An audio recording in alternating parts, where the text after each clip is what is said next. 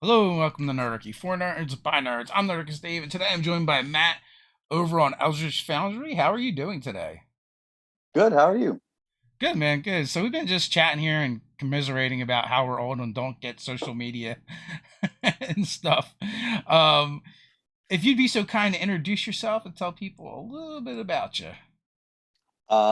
Sure. So I'm Matt from Eldritch Foundry. We make custom miniatures. Let me put that away. Um,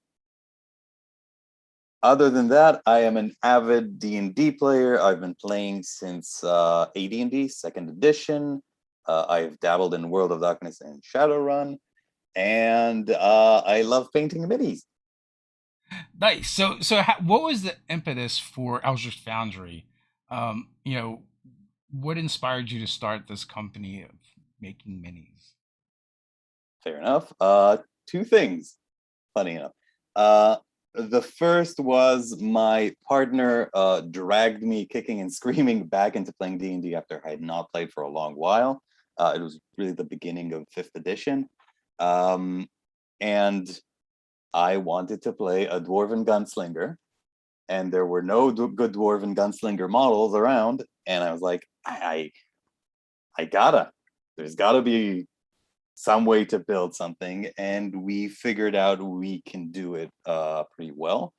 And the other thing was, at the time I was working as a data scientist for a local insurance company, and I hated it. Oh my god. I was just uh gonna say that just sounds like a soul crushing job. it was, oh wow, so much, yes. so so both those things sort of led us to say we can do this. We can do the thing. And look at us here. Yeah, you 3 years guys are later. growing and do your thing. I'm a firm believer that like you should pursue your dreams and go after what you want to try and do because you can always go back to a soul crushing job. They will always be there. No, no. If I have to go back to that, some people love it. It's Yeah. very cool once you get the actual answers to your questions, but the actual work, not Yeah. for me, man. I'm never going back. I don't know what I'll do if I have to go Well, to be back. honest with you, like I say that, but now like I'm at a point where like if I had to go do like a regular job, I don't even know what I would do at this point. I don't know if I'm employable anymore. Yeah, I mean, if I had to bring out a CV that says, "What did you do for the last 5 years?" Yeah. I did D&D professionally. It's like, you did what? For who? So running a company, around RPGs and playing games, does that mean you get to play more, or has the other thing happened where you don't get to play anymore at all?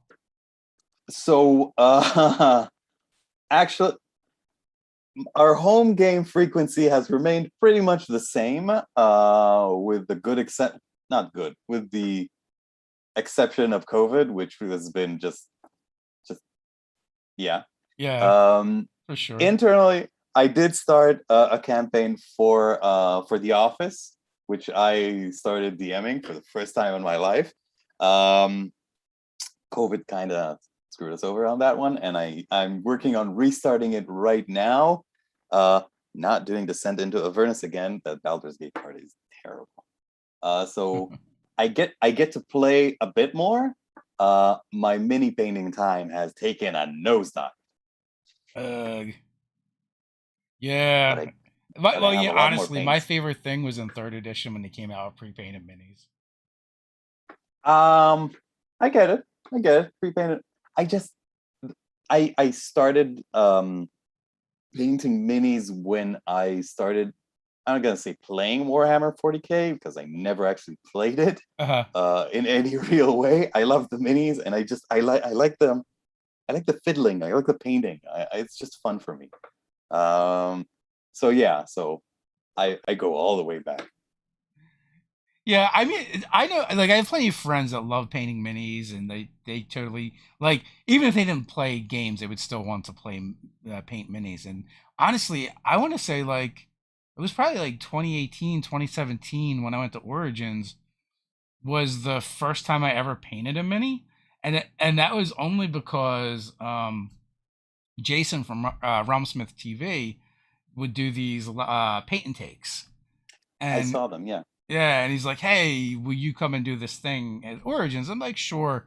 And so whenever he asks, I always agree to it. But I do not enjoy painting minis at all. But I like hanging out with those guys. They're cool guys, and what they do is awesome. What I do with a paintbrush, paint, and a mini is not. So I I have to say that I've found that even if it's very easy to become pretty good fairly quickly, if you just plug at it, to yeah, become really good, that's a whole different story. I'm not very good. I'm okay. I do fine. I spend far too much time on each mini, but yeah. I mean, that's there's okay. enjoying it. There's table ready, Yeah, and yeah, yeah. well, that's just it. I don't like tedious work. Like I don't like tedious things, and to me that's tedious. And like fun, like we like so I came from like a heavy construction background, so like a small tool for us was like 10 pounds, right? Like we did like all big stuff.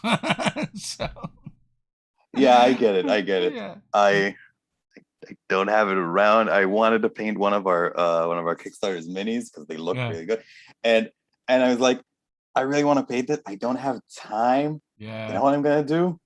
Let's see how well contrast paints work and how fast I can run this through with just two colors. Let's get it done. Let's see what I can do in an hour. Um, Pretty good by the way. But yeah, I get it. I get tired of the fiddly bits as well. Eventually, And that's what I so, meant. but also I can like I appreciate it, right, for what it is. Like when I see someone that does it, I think it's awesome. Like I mean, you got basically professional and semi-professional mini painters now. Like we were doing these live chats a couple years ago. This is like our second incarnation of them, and um, someone like reached out to me and they're like, "Hey, I paint minis." I'm like, "Whatever, dude." And tons of people paint minis, and then they like showed me the images, and I was like blown away. I was like, "Oh, you paint minis?" No, people, when I started out back in 95, 96, something in uh, that general timeline, all you had was like White Dwarf and like the heavy metal team, and you could just sort of copy them, and that was the best you could ever achieve. And there was like once a year the Golden Demons, you'd see a few photos. There was yeah, no internet. Nobody knew how to actually paint, and you called it a day. You did the best you could and moved on. Nowadays, I people are amazing. It absolutely blows my mind how good people can get. yeah, yeah. I mean, Ted is pretty good, and then he's got a few people like if he wants something really nice that he'll send his stuff to. So like, Yeah, I know like people. one of his friends would like compete and stuff with that stuff. So Rivers wants to know if your minis do you have to prime them? So the minis that you so if you print them at home on your 3D printer, usually you kind of need to prime them after you wash them. Our minis that we produce, that we make and send over, um, it's always better to prime stuff. You don't actually have to. You do need to wash them with a bit of warm water and soap because they come out with this like waxy residue. So Brian Smith has a question. This one might be a little prickly. You can answer it or not answer it. Completely up to you. Main difference between Eldritch Foundry and Hero Forge. It's a question we get a lot. It's fine. I think the main difference is sort of design style. When we set out when we started this, the only company out there that did custom miniatures was Hero Forge, and nowadays there are multiple other companies. Um, I think that the way we approach the design process and the way we approach the design space is vastly different from what they do. And our miniatures, and I like to be a little biased, and I think our miniatures design are way less what I'd call like not generic, but sort of mid-level. We have always strived to have like a very fine detail and high fidelity type design idea, and that's why um, when you go and design a miniature on our website, you can see that dwarves are different and orcs are different, and their body morphology is just visibly different from a human. And that's why you can get that dwarven gunslinger I wanted. That's an actual dwarf and not just a short human with a beard. That's sort of our main difference. We have a few things in the pipeline that will be coming out, knock on wood, early next year. But until then, the best way of seeing it is sort of our design space. We do have a few things that say our competitors don't. We have dangly chains and things like that. I guess it's kind of nice now because there are multiple options. You can design the same character in all of them and see which one just speaks to your aesthetic, as an individual. It's a big market. There's room for everyone. And if you don't like what we have, there are other companies. I don't see why you wouldn't like what we have, but we try to strive to have sort of a very high fidelity level of detail and design space. So shifting gears, right now you have a Kickstarter going on. It's actually in the final week or so, for Orcs and Seders. Yep. What can you tell me about that? I also see some like really kind of like steampunky or post-apocalyptic looking or techie kind of options. Yeah. So the baseline idea was to see sort of we wanted to have um, a two army type situation where you have two competing forces in sort of a Fey realm type situation where you have the orcs trying to go for a more magic punk or sort of what if orcs were artificers type situation versus the more woodlands and druidic type style of the satires. So the idea was, from that perspective, just to have these two competing armies, and it's also a way for us to better understand what people like and don't like, because the way we used to do things is we'd sit inside the studio and sort of brainstorm and say, what would people like? They want wizards, they want robes, they want whatever. And it seemed like we don't have enough input from actual customers and actual people who buy our stuff on what they like and what they want, which poses work, which weapons work, which artistic style works best.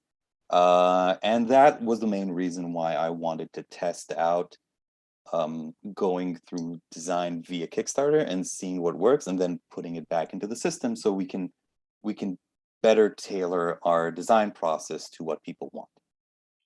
That makes a lot of sense. I know there's definitely a lot of companies now that kind of see Kickstarter as their test market, right? Like if there's not enough interest for it to kick, then people just aren't interested. So before you invest a lot of money in figuring that out. It's so yeah. I mean, for me, the one of the things that I figured out from this, I thought people would like the orcs better and the orcs sort of aesthetic more, and I was dead wrong. People like the satires more, and they like their poses more. And from what this means for me, because we have a really small team, we're not a big company. This means that understanding what people like means I can put the resources on doing things that they actually want. So the satire poses and all of them hopping around from tree branches and whatever, what have you, those are the things we'll do first. So yeah. So with this Kickstarter, there seems to be like a theme with story elements to it. You know, is there any thought in doing more with that, or do you guys like to go in and when you're designing stuff, come up with the story behind it instead of just having it generic components? So I'm happy to say that up until now, we have been doing a lot of catch up. When we started out, we were very much lagging in the amount of content we have, the number of swords, the number of shields, the number of robes, and we had to start out with making sure we had all the basics. robes and skirts and staves and bows and what have you. And now we're at a point where we can work on doing stuff that we find is cool, that people like, and that we can, you know, do better. So that's why this Kickstarter is pretty much the testing ground for seeing how we move forward. The next time we do something like this, it will be much probably we'll do like one army type thing, and it will be like a much tighter theme rather than multiple competing themes. So this was kind of like the test. It was a test, yes. I mean, we started out saying we want to do something small. It's a lot. We're not gunning for the $200,000-$300,000 Kickstarters that are out there, unless people want to give us that much money, which is great. I'm not going to say no.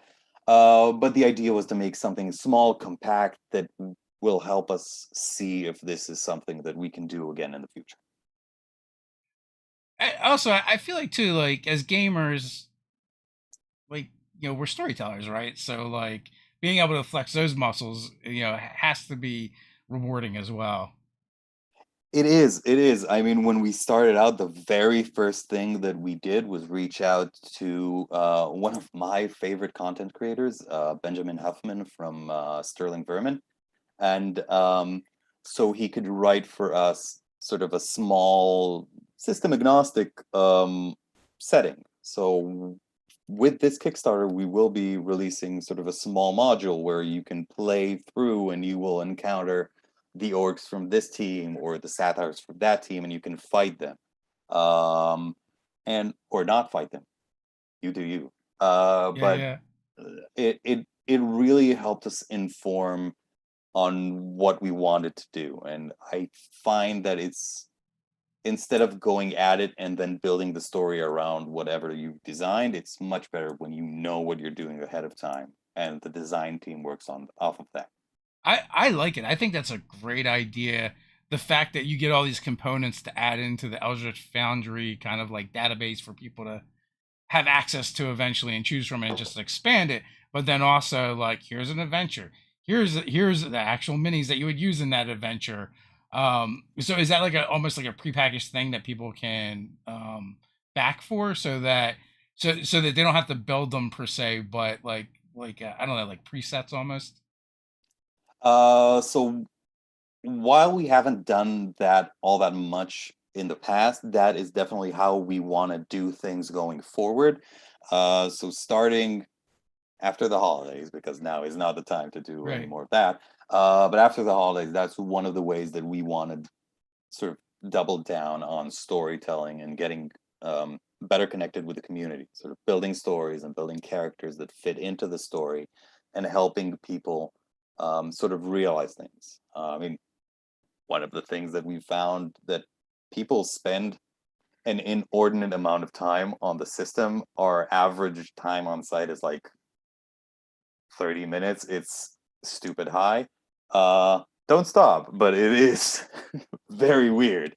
No, Um, it's not because like I know from my friend group, that many of my friends will go on your sites and sites similar to it, and they'll just make all these characters and save the pictures of them and yeah. like Ted's kids love to go on there and create new minis that they're never going to get, right? So it's just something people love building characters, so why wouldn't they love building the minis that are these characters as well?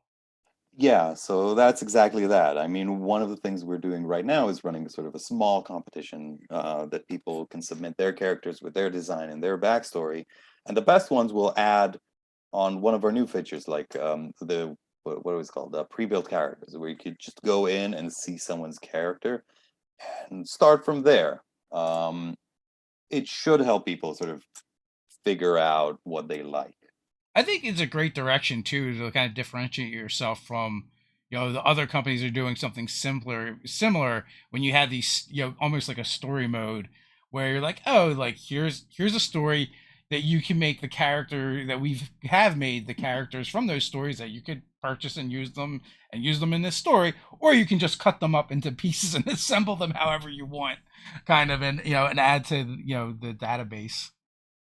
Yeah, I mean, when we started out way back when, one of the things that we really wanted to do was to have like a card with each penny that has the items that you put on the character. Uh it's logistically a nightmare, so we kind of backed off it for now. Yeah. But it might be something we could do, sorry, digitally in the future. Because each item has sort of a backstory, and some items were actually done, the art were done by content creators, like Griffin Saddlebag and who did the I forget the name, who did the Doom Bard. Max Dunbar. Max Dunbar did the concept art for the Doom Bard set that we have, which is awesome, I think. Um, so yeah. Nice. There's a couple questions I'm going to jump in for. The Mighty Hobbs, how have you considered working with game producers to offer licensed official game specific races? Well, clearly you guys are reaching out and working with other individuals to do kind of, as you mentioned, to have them do work for you. But official licensing sounds much more difficult to me. Official license. So we've been noodling around on it, to be honest. It's something that I personally would love to do. It's a bit more difficult for us on the platform than, say, just a regular miniature company, uh, because we can't just sculpt something, get it approved, and get it out.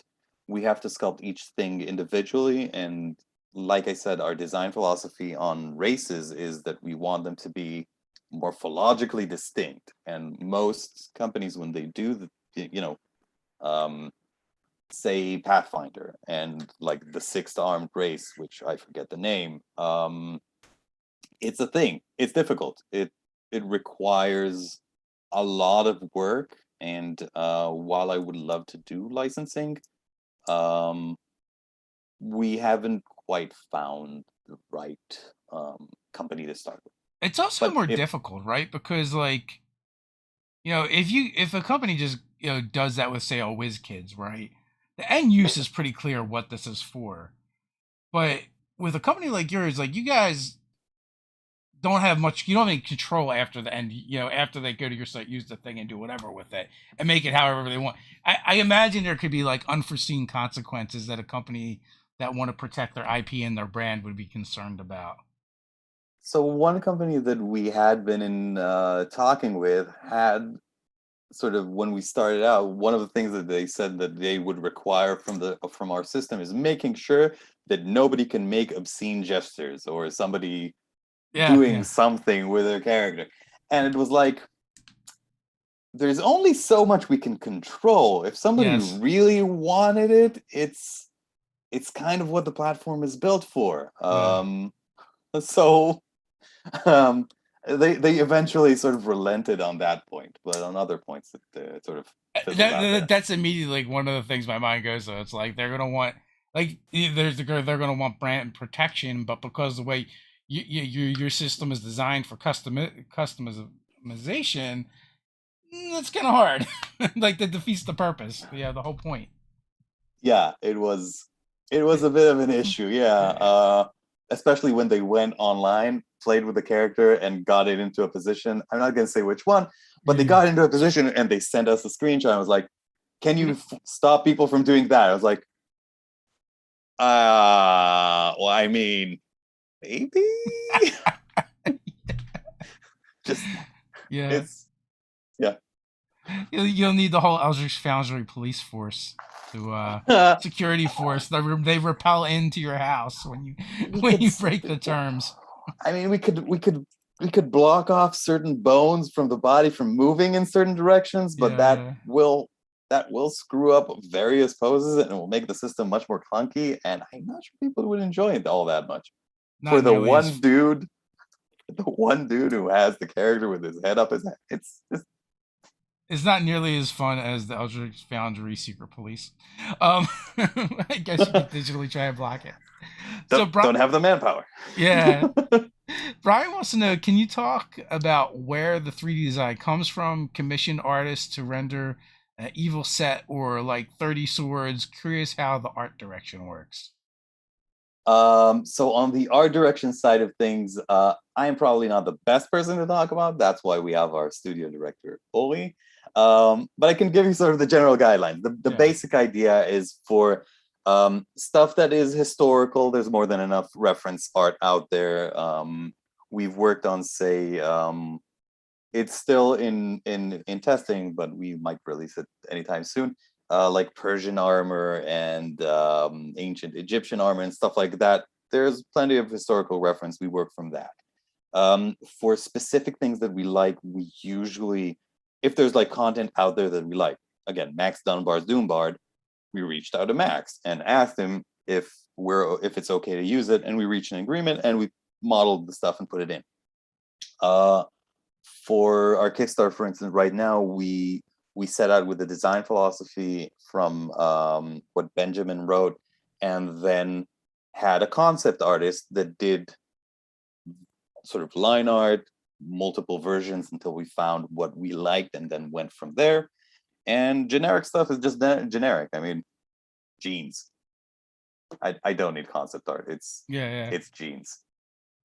But so yeah, that we try to work as much as possible with a concept artist that understands 3D modeling, so they can give us sort of the front and side and top view.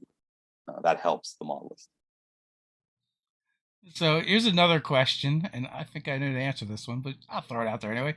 Parks wants to know: is there a way for a person to send a photo to get a fully unique mini of them? Not sure if this is possible. I don't know much about 3D printing, being an old guy.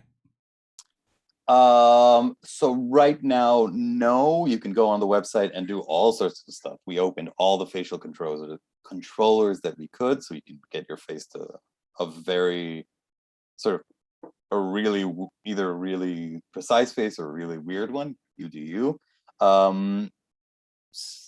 Starting next year, I'm not sure where exactly he wants to go with this, but we're working on something that might be what he's talking. I mean, I could see the Can't say much more than technology that. eventually get where you can like scan in a photo, and then it renders it. Like I don't know how far away that is, but I mean, they do it in Transformers to create new Transformers. If Teletran One can do it, we can do it eventually. Sooner than you think.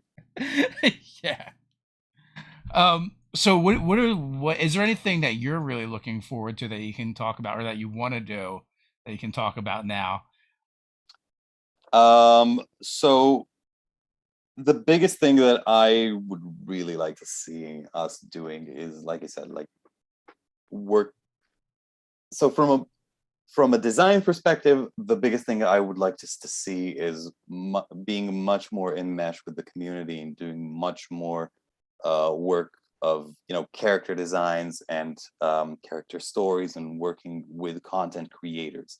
That is something that we've done sporadically, we've done on and off, and we haven't really been able to sort of build a good steady pipeline to make sure that we sort of have a steady inflow of content creators that we can work with. That is something that I really want to change for next year.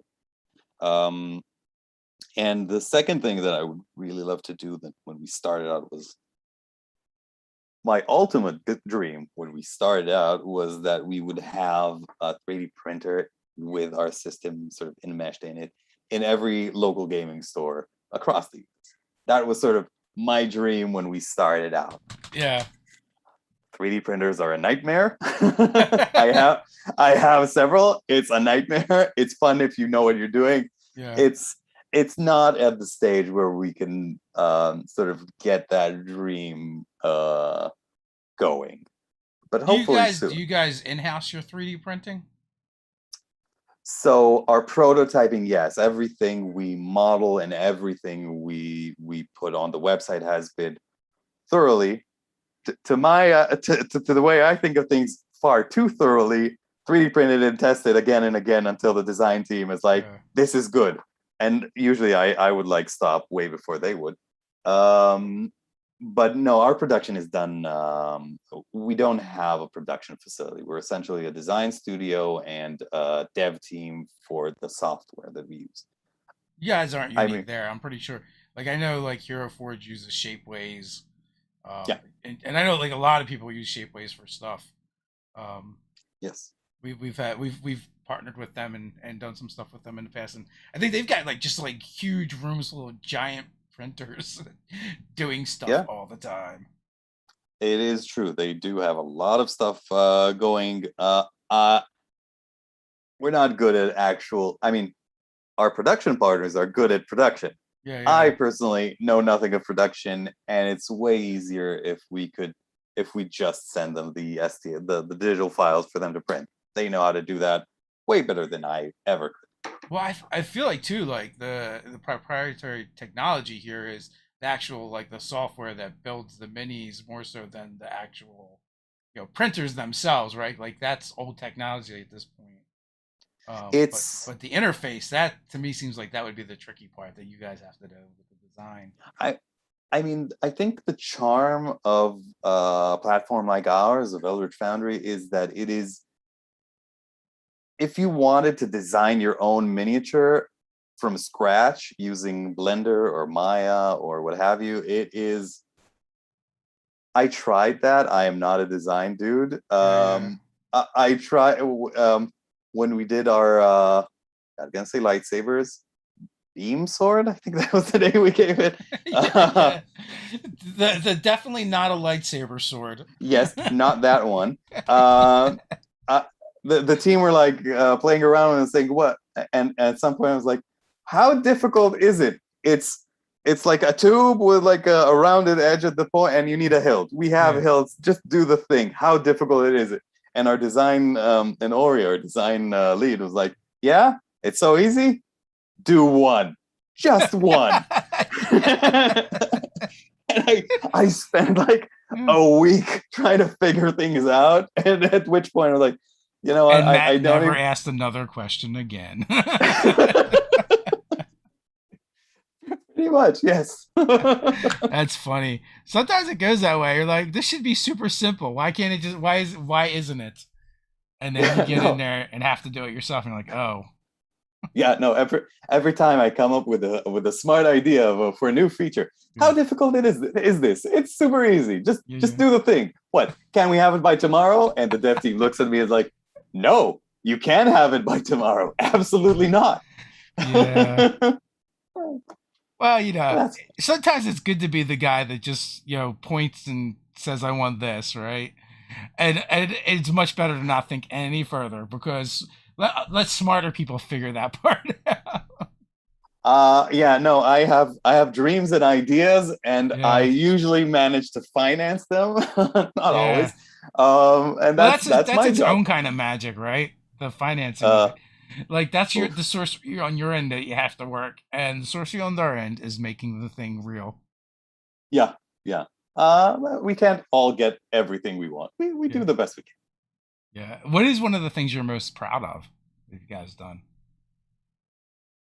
Well, the very first thing is the fact that we're still around and kicking and growing. When I started this out, very first business I've ever tried to run, I've done, you know, mid-level management and Yeah, in that area. This was the biggest leap of faith that we've ever taken, both me and my partner. And we were absolutely certain we'd crash and burn, spend far too much money on this, and fail. And we haven't. So that is, to me, a great yeah. success so far.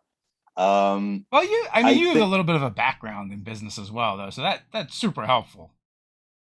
it hasn't hurt. Yeah, that's true. Yeah, but no, I mean the fact that we are here and we're kicking, and I feel we're punching above our weight class, is a good way to know that this is a thing that works. I mean, when we got money to do this thing, all the people that we talked that when we tried to get people interested in this, they all were like, D&D, there is money there, Yeah, people buy this, and it it usually devolved in like 3 hours of explaining to people that no, it's an actual thing. People play this. There's like 40 million people worldwide who do this every weekend. It's a thing. And they would not believe us for a long time. Do you actually know the numbers? Do you have the numbers? That seems like a thing you might know. What the actual number of players? Yeah. Last I checked, there were somewhere between 40 to 50 million players worldwide, about half of them in the US. Yeah. Um, and the numbers when we started out were pretty much skewed. I mean, demographically, pretty much skewed to the area that you think, like white, male, Yeah. Yeah. like Shocking, I but it's tell you, shocking. truly a surprise, but it has been in the past few years moving towards a much wider demographic and being Yeah. much more inclusive, which makes me personally very happy. I've had a bunch of TikTokers on here, and we were talking about social media a little bit before we got started. And like I love that platform for that reason because it is so diverse over there and it skews so much younger. And it's getting penetration I feel like no other social media has for the industry and for gaming Yeah. into those places. Yeah, no, I mean, the newer social media platforms have been doing wonders for getting people to know these things and getting more crowds into it. Facebook is for old fuddy duddies like me right now, Yeah, yeah, I and feel you. and TikTok and all. I mean, this I don't understand Discord. We talked about this before, but I mean TikTok and Discord and people they are able to sort of find spaces where they can talk to each Yeah. other and get more people involved, and it's wonderful. It really is. Do Um, you remember party lines? I don't actually. I remember ICQ, if that helps at all. Well, so right that like pre-internet, like Oh, okay. there would be phone lines you could call Oh, and a bunch of people would just go on them and talk to each other. Like it was the closest we had to like a chat. Like that was like our version of Discord, I feel like.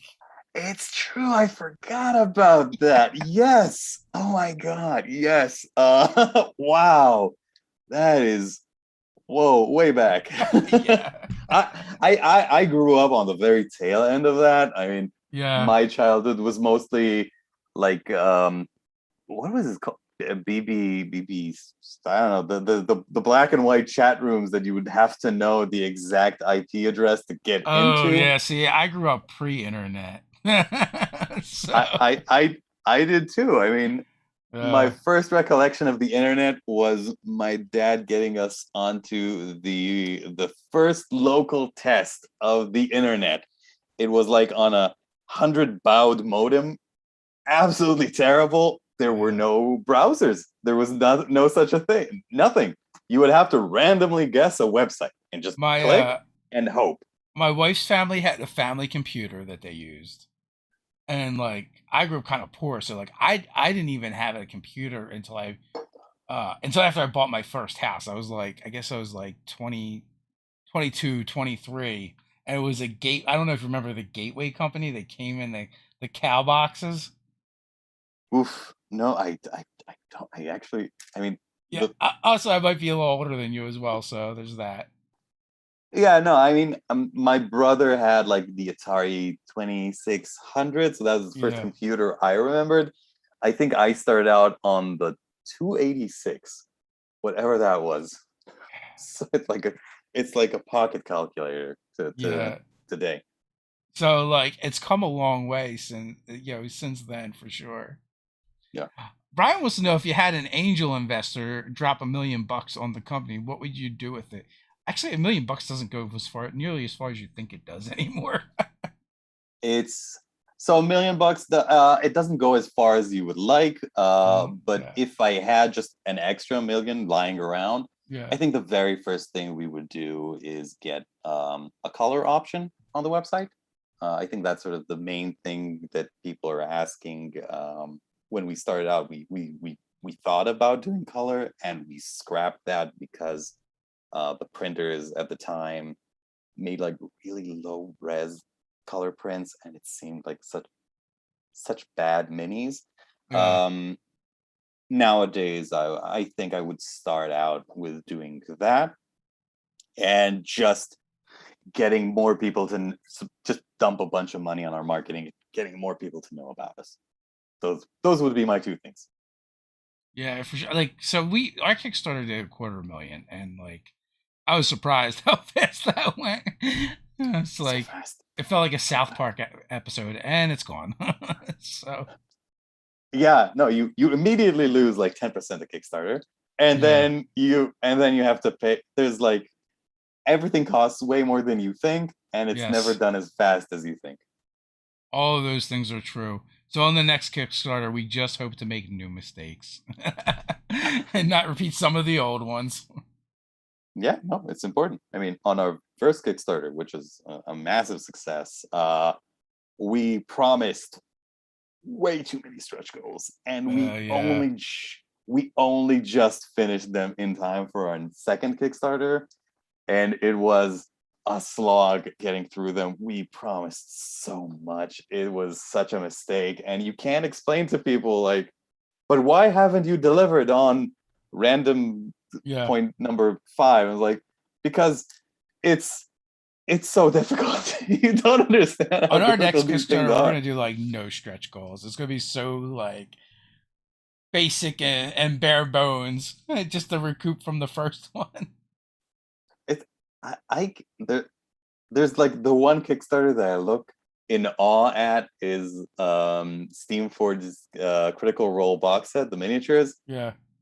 Such a simple Kickstarter. What do you get? You get the box. There's Yeah. mini there. There's like that's the tier. You either do it Yeah. or Yeah. don't. Move on. Yes. And it No. was Yeah. just such a perfect way of doing a Kickstarter. I think. Yeah. I think that's going to be our next one. There's no decisions, no choices. Do you want this? Yes or no? Buy the book or Yeah. don't. Yeah. We'd rather you did, but yeah. So, yeah. Uh, So, how regular is your home game? You had mentioned you still have managed to get that in. so right now we play once every other week. Uh, I'd love to up it to more frequent times, but we're all like parents of kids of very young ages, Yeah. and it's difficult. And the wife hates it when I leave her for like 4 hours to just Yeah. go off, and she has to do the kids. And It's market so research now, though, right? I find it very important, and also it's the tiny amount of time that I can just do whatever. It's Yeah. so fun. D&D is the best. Uh, though I have to say, Chult is the absolute worst, and if they canonically nuke the continent, I'm good with it. We're running 2 of Annihilation, and at Yeah. this point, we're like 4 levels deep, and I am absolutely okay with just You're ready to call in a tactical strike, huh? just mowing off the entire continent and calling it a day. What is the worst part? What is the worst part of Cholt for you?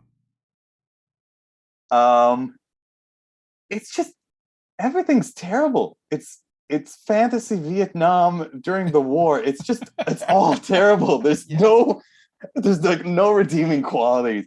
Maybe it's just the way my partner who's DMing us is running this, Uh, but he's like he set out like, you know what? We're playing Tomb of Annihilation. It's gonna be deadly. It's gonna be terrible. Get ready for the grind. And we signed up. We knew what we were getting into.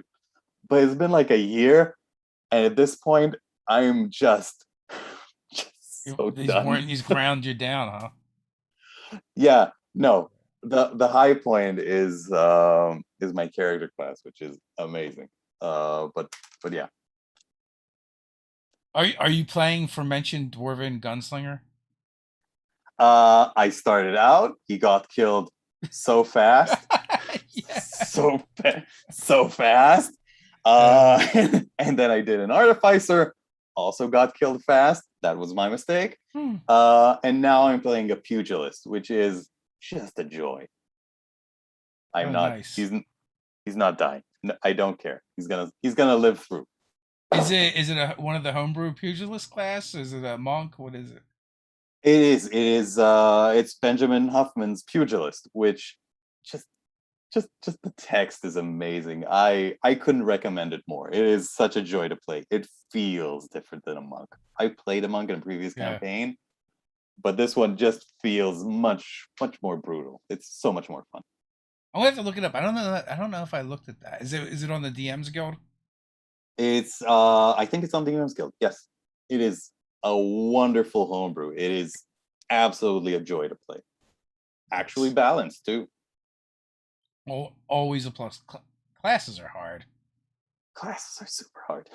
Yeah, all the player options are hard though. Like, I mean, some are harder than others, but like, if you screw up a player option when you create it, it's like it's there forever, right? Where on the DM side, it's like after an encounter or so, it goes away, so it's not really that big a deal. So I mean, for our previous campaign, I played a monk, and for some, I don't know why, I decided I had to homebrew a subclass. Uh, So my partner and I homebrew sort of a unique subclass. Absolutely stupid decision. We had to retune it to be stronger, to be weaker, to be yeah. stronger, to be weaker. And every time we hit a new threshold, we had to retune the whole thing from the start. Um, it's a actually knowing game design is super difficult. People who do this for a living, I mean, hat off to them. They're doing an amazing job. It's a profession for a reason. Monks actually, and monk's the hardest, right? Like I would say, monk is the hardest class to get right because they got it wrong. So like trying to figure out like what the right balance is. The problem with like the biggest problem with the monk is they never have enough key points, right, to do cool things. So like you get into one fight and you're out of all your key points and you can't do cool things anymore. I mean, at lower levels, yeah, it's like a weird seesaw. So at lower Yeah. levels, you never have enough key points to do all the stuff you want. You usually just stun stuff. At Yeah. higher levels, you have more key than you can throw a wrench at. It's just Well, I it's feel like that really depends on what subclass you're playing. Also, like the newer ones are a lot better. In Tasha's and I yeah, think maybe some of Xanathar's as well. Like you get better economy for your key point expenditure, where like yeah. the base ones like you just go through them so fast. Yeah, I mean, that's one of the reasons I really like the Pugilist. It's Yeah. sort of built kind of like a monk. It's got moxie points instead of key. The wording is amazing to me. But it has less moxie points than key than a monk at a similar level has, and it uses them up in a pretty much similar way. But he gets them back if he gets beaten down a lot, which Oh, is a really nice. cool mechanic. Yeah, so he gets back, he gets beaten down, he gets back up, he has his small reservoir of points, and then he can do I everything know again. it's the Rocky Balboa points. It's the the bloodied warrior just getting down and getting back up. He doesn't stop. It sounds like it's good for the game you're playing in too. It is. It is. Because it It's a sounds like joy. there's a lot of beating down happening. It is. I mean, once you get into the tomb, Yeah. it's just fights and the puzzles, just the endless puzzles. So Parks wants to know, can you do custom printed signs and such, like the Dragon's Kneecap Tavern? I don't know what the Dragon's Kneecap Tavern I think is. they're just using that as an example. Is it just like sort of so one of the things that we've always wanted to do is have nameplates on the Hmm. front of the base, so you can have sort of a custom text. It's one of those things that is fairly simple from a design perspective. It's kind of a bit of a lift from a development perspective. It's one of those things that we have wanted to do for a long time, and we hope to get early next year. Nice. So what you said you just started up a in-house, or you guys are trying to start an in-house game. Are you a player Yeah. or a GM there? Uh, for our home office, IGM, we ran Baldur's Gate Descent into Avernus. Um, and I want to start not Mythic. There was a Kickstarter I backed a while back of like an ancient Greek magical setting. I don't remember the name. It's not Theros. I forget the name. But it's such a cool story and very well structured. So I really want to do that. What, you're gonna Now we use just something you backed on Kickstarter? No one does that.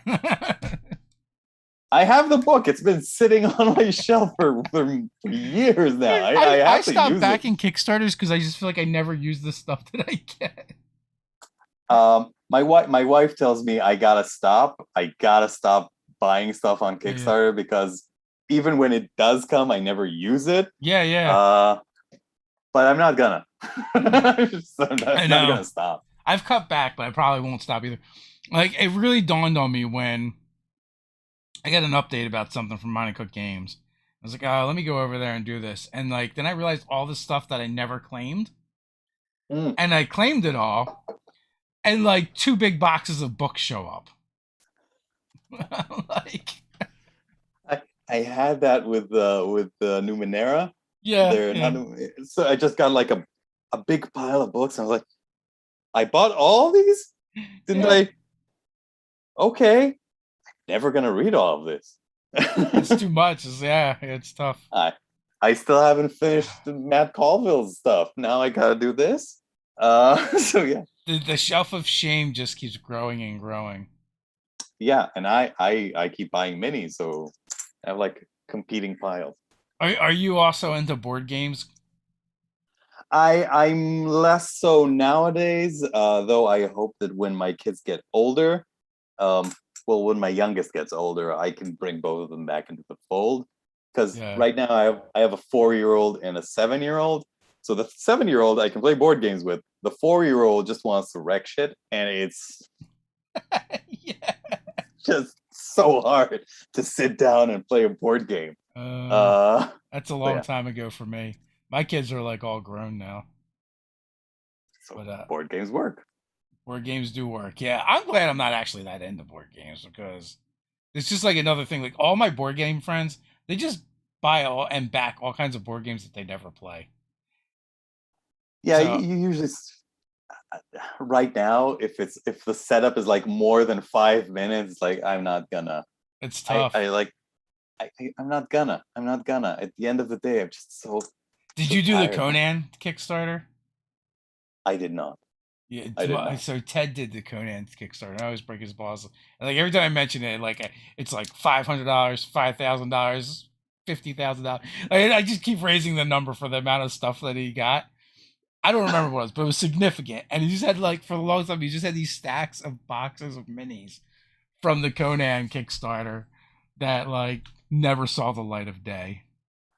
Yeah, no, I mean, I have all the stuff from say Steam Forged sitting in the box. I love their minis, and it was like, it's sitting on a shelf. And I'm like, one day I'm gonna paint them. Not today, but one day. Do you get the Reaper, the bones stuff?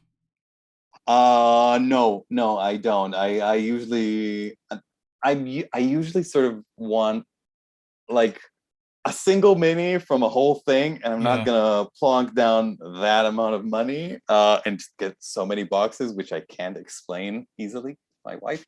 So yeah. Well, it's funny because like it's when you like all the mini painters that I know, they're always talking about like they just backing the latest one, but they're like 2 behind, 3 behind when it comes to actual painting. No, I mean the thing I buy indiscriminately is dice. Yes, I which is also a thing I'm trying to curb. I have like a hefty bag of dice at this point, and I'm like, I gotta stop, man. This isn't healthy. Gaming is just like a litany of addictions, right? Piled up in one person. Oh wow, yeah. No, I have like a dice. I got like a dice. I think I backed them on Kickstarter. I have lost all track of what I've backed at this point. I got them and like, oh right, I did back the one with the hollow core and it sort of twinkles inside. Right. I did. How much money did I put on that one? I put that much money on that? Ooh. Did you get the Bluetooth dice? I did. Of course I did. How can you not? I did not get those. I passed. It was like $200 for a set of dice, I think. Yes, it was stupid amount of money. I You're had like, to. I know. Yes. I don't even know how I'm gonna use them. Yeah. I thought it was a cool idea. I was surprised that I was surprised that like D&D Beyond hadn't done something like that yet. But I guess it's a lot cheaper to make just virtual dice. They make so much money on those virtual dice. It is such a Yeah. good idea, such a wonderful product idea. I mean, I was just waiting for them to like start combining the virtual dice with real dice with like the Bluetooth or whatever, so that you I, could roll them and have them operate on your D&D Beyond character sheet. I think they did. I think I read somewhere. I think they're working on getting them out together so you can do that. So you can roll and rolls on screen or something like that. That would be amazing. Yeah. So Brian Smith says combining the designer software with terrain would be cool. It would be. It is something that I'd love to do. I mean, we loved War and Forge, and we love Nate Taylor. We keep talking. We're I wouldn't I don't know if I can say good friends. I've never Yeah. actually met Nate in person. We Yeah. keep Yeah. pinging emails. Great guy. Um, I'd love to do something with that. The biggest thing about terrain is that it would have to come along with sort of color, and it is absolutely irrelevant for sort of. There are a lot of technical difficulties. I would love to do something like that sometime in the future. Also, it's harder, right? Like we've even like talked about floating ideas of like, what about Eldritch Foundry or Hero Forge, but for monsters? Wouldn't that be cool? But then you like from the business side, look at wait a minute, that's like one of the players at the table. Now the DM spends a lot of money, but I mean, appealing to players is it's a much better move as far as I a mean, larger market.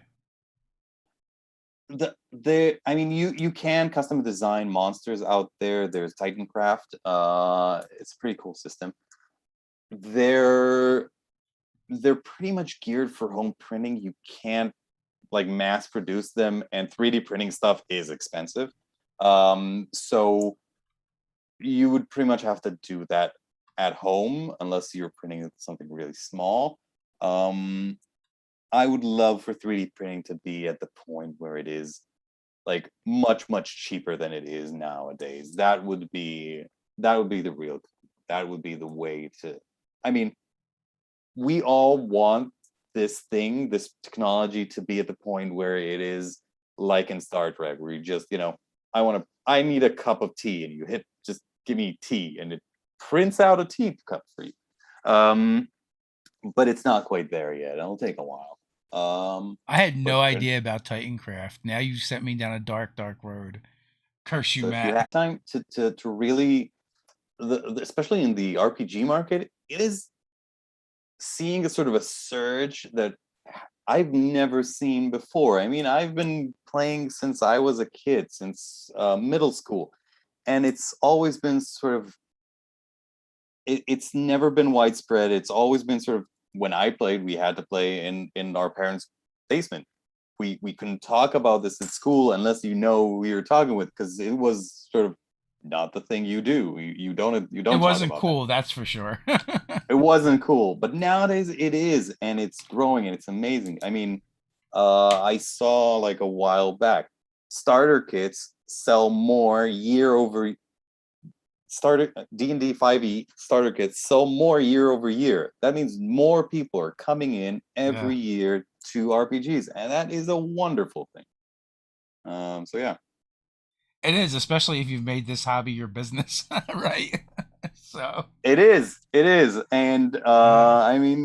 I mean, that's one of the things that we figured out when we started Eldritch Foundry.